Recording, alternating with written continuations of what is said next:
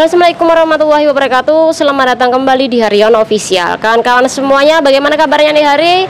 Semoga kawan-kawan semuanya sehat selalu di perantauan, amin. Semoga kawan-kawan semuanya dipermudah segala urusannya, amin.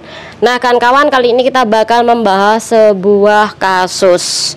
Sesuai dengan janji aku kemarin, ada pembahasan kasus dari salah satu PRT asing di negara Hong Kong.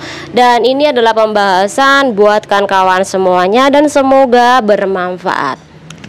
Oke, panggil aja. Ini namanya Ibu Aida, umur 70 tahun kan kawan. Bekerja di negara Hong Kong itu sudah lama banget. Saking lamanya dia itu pertama awalnya ilegal sampai bertahun-tahun.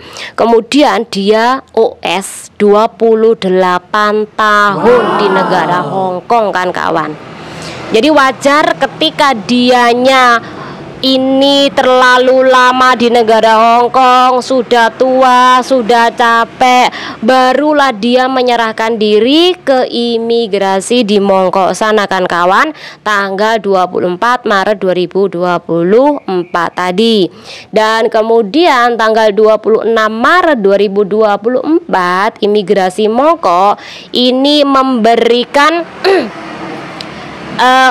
meminta uang jaminan kepada Ibu Aida ini sebesar 500 dolar Hong Kong untuk dia menjadi tahanan luar. Jadi dilepaskan dulu sebelum nantinya dipersidangkan atas kasus yang melebihi visa tinggal di negara Hong Kong, yang mana beliau ini sampai OS selama 28 tahun kan kawan.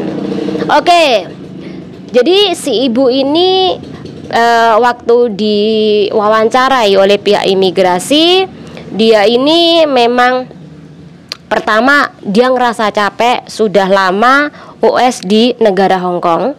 Dan kasus seperti ini juga jarang sekali terjadi di kalangan para pekerja asing, baik itu dari PL ataupun dari Bangladesh ataupun dari Indonesia. Ini jarang banget yang usianya sampai tua, bahkan sampai 28 tahun kan kawan.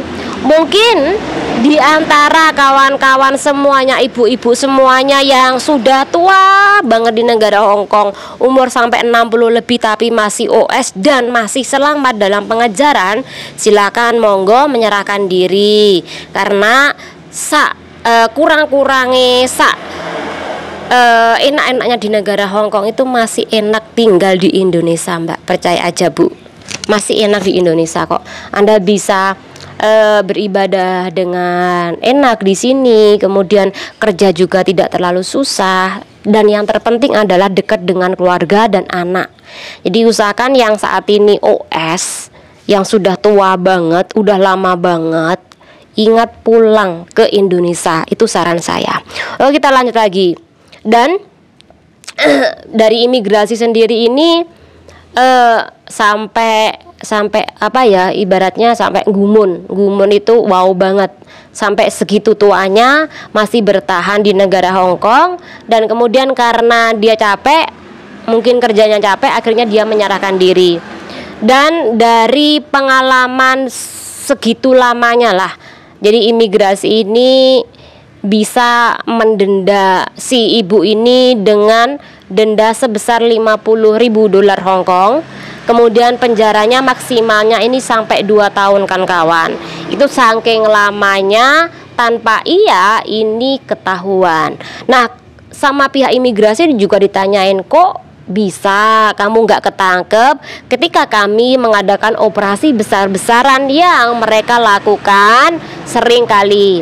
Ibu ini ngomong bahwa di situ dia memang juga dibantu oleh teman-temannya disembunyikan. Jadi ketika ada operasi dari pihak imigrasi ataupun dari pihak polisi, si ibu ini sudah diberitahu dulu oleh teman-temannya. Ada operasi besar-besaran loh di daerah ini, jadi hati-hati kamu ya. Jadi ada orang lain yang memberitahu kapan-kapan adanya operasi. Jadi karena ada pemberitahuan dari teman-temannya nih, jadi ibu ini tidak sampai ketangkep kan kawan. Oke, yang kedua adalah kenapa kok ibu ini sampai bisa bertahan di negara Hong Kong.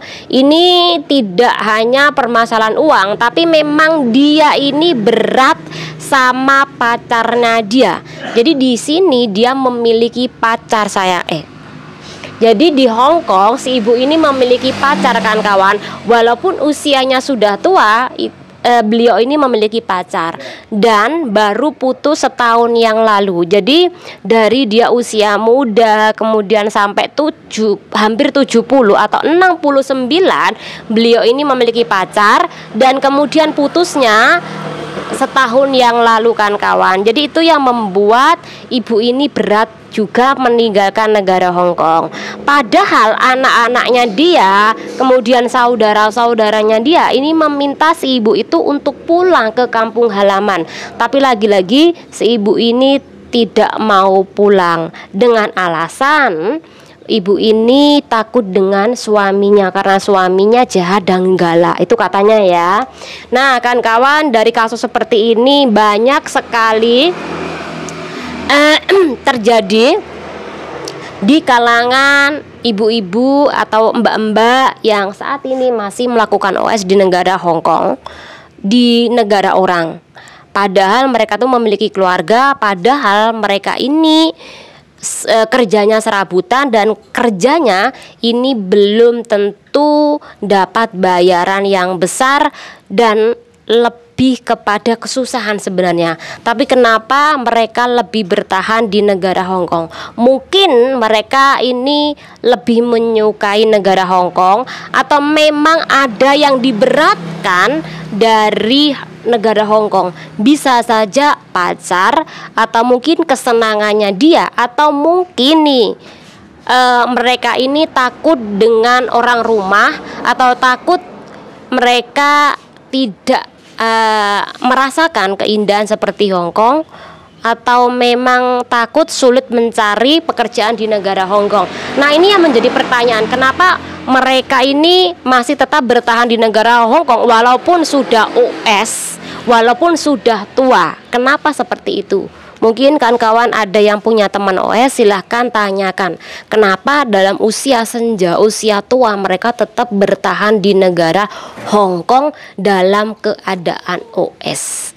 Oke kan kawan, sekali lagi saya sarankan nih, kalau mau mendengarkan Mbak, Bu, Dek, sampean yang saat ini masih bekerja di negara Hong Kong, tak kasih tahu, tak peringatkan untuk yang namanya nabung. Sampean tidak usah bingung-bingung lek di Hong Kong nanti kalau nggak punya pacar, terus nanti di Indonesia nggak dapat pacar. Nggak usah bingung, intinya nabunglah dulu. Jangan terlalu fokus sama pacar-pacaran aja, apalagi yang sampai kirim uang kepada pacar Anda, kirim uang kepada suami online Anda. Yang jelas-jelas Anda ini nikah dengan memakai atau nikah pakai online. Jangan sampai Anda terpincut masalah hal seperti itu yang akhirnya ujungnya ini merugikan Anda. Banyak juga kasus-kasus mbak-mbak yang ketipu nikah online, pacaran online, akhirnya uangnya raib, uangnya habis, sampai tua balik ke Indonesia nggak ada gunanya ketika sampai tidak memiliki uang, Mbak. Saya di sini cuman menyarankan, kalau tidak dipakai nggak apa-apa, kalau Anda mau memakai itu bagus. Anda sudah lama bekerja di negara Hong Kong, tapi kalau tidak memiliki uang, semacam Anda tidak ada gunanya. Serius. Jadi kalau Anda saat ini masih bekerja di negara Hong Kong, nabung. Itu pesan saya. Semoga dengan ini bermanfaat buat kawan-kawan semuanya. Udah nggak usah menghakimi orang lain. Yang penting Anda silakan lakukan apa yang saya katakan, yang saya sarankan. Kalau memang benar jalankan, kalau tidak usah samain jalankan. Semoga bermanfaat buat kawan-kawan semuanya. Channel diri. Wassalamualaikum warahmatullahi wabarakatuh. Bye.